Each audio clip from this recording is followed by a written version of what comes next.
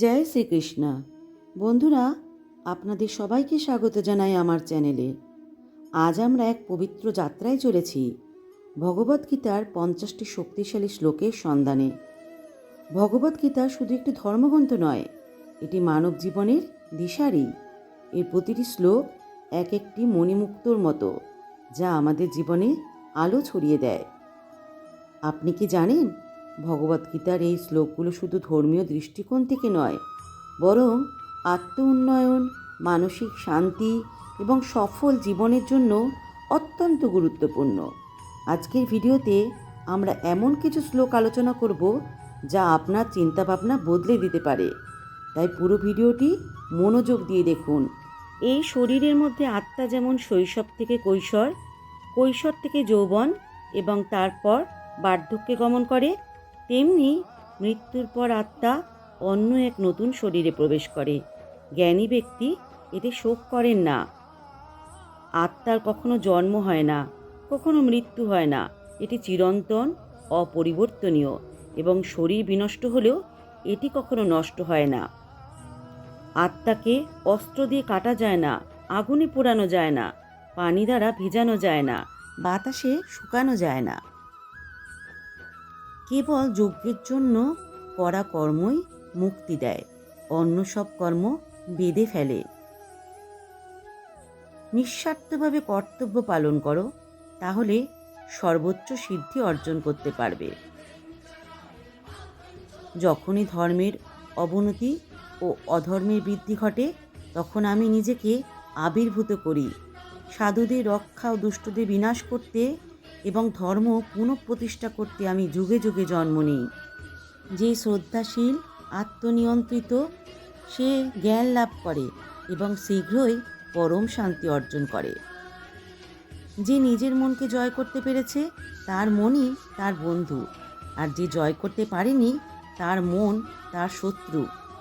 যারা একমাত্র আমার উপর নির্ভর করে এবং আমাকেই আরাধনা করে, আমি তাদের প্রয়োজনীয় বস্তু সরবরাহ করি এবং যা কিছু আছে তা রক্ষা করি।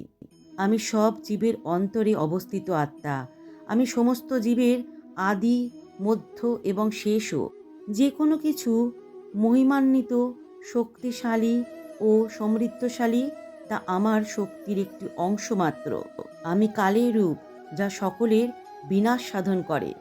যে ব্যক্তি সকল প্রাণীর প্রতি বিদ্বেষমুক্ত, মৈত্রীপূর্ণ ও করুণাময়, সেই আমার ভক্ত। আত্মা প্রকৃতির গুণ দ্বারা পরিচালিত হয় এবং সেসবের ফল ভোগ করে।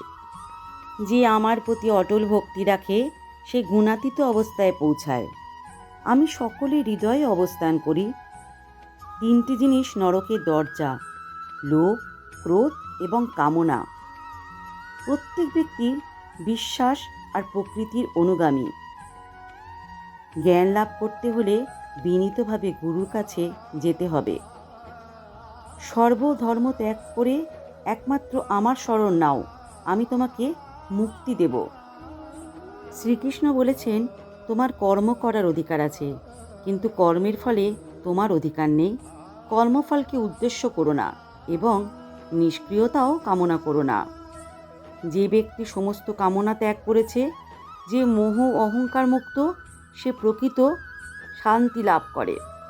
যে যেমন আমায় শরণ নেয়, আমি তাকে তেমনিভাবেই গ্রহণ করি। একজন জ্ঞানী ব্যক্তি ব্রাহ্মণ, গরু, হাতি, কুকুর এবং চণ্ডালের মধ্যে কোনো পার্থক্য করেন না, কারণ তিনি সকলকে সমান দৃষ্টিতে দেখেন। নিজের দ্বারা নিজেকে উন্নত করো, নিজেকে অবনতি ঘটিও না, কারণ আত্মাই নিজের বন্ধু, আত্মাই নিজের শত্রু।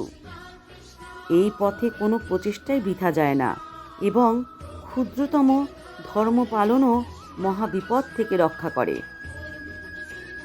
আমার এই দেবী শক্তি অত্যন্ত দুর্লভ্য, কিন্তু যারা আমার শরণ নেয়, তারা সহজেই এই মায়াকে অতিক্রম করতে পারে।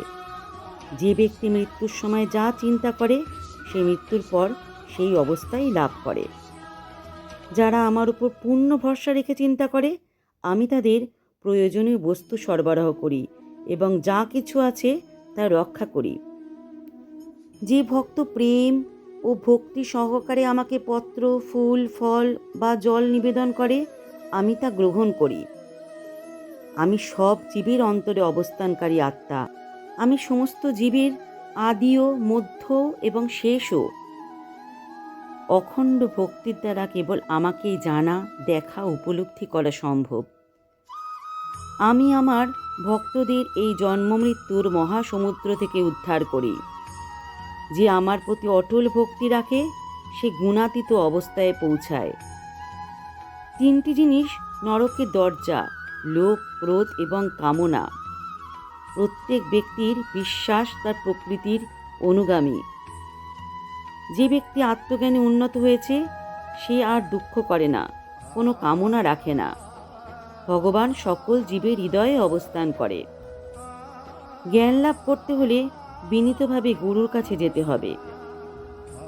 সর্বধর্ম ত্যাগ করে একমাত্র আমার শরণ নাও, আমি তোমাকে মুক্তি দেব। বন্ধুরা, আমরা আজ ভগবদ্গীতার 50টি শক্তিশালী শ্লোক সম্পর্কে জানলাম। আপনি যদি চান এই জ্ঞানের আলো আরও ছড়িয়ে পড়ুক, তাহলে ভিডিওটি শেয়ার করুন, লাইক দিন এবং অবশ্যই চ্যানেলটি সাবস্ক্রাইব করুন। আপনার প্রিয় শ্লোকটি কমেন্টে লিখতে ভুলবেন না। শ্রীকৃষ্ণের কৃপায় আমরা যেন সব সময় সত্যের পথে চলতে পারি, এই প্রার্থনা রইল। জয় শ্রীকৃষ্ণ।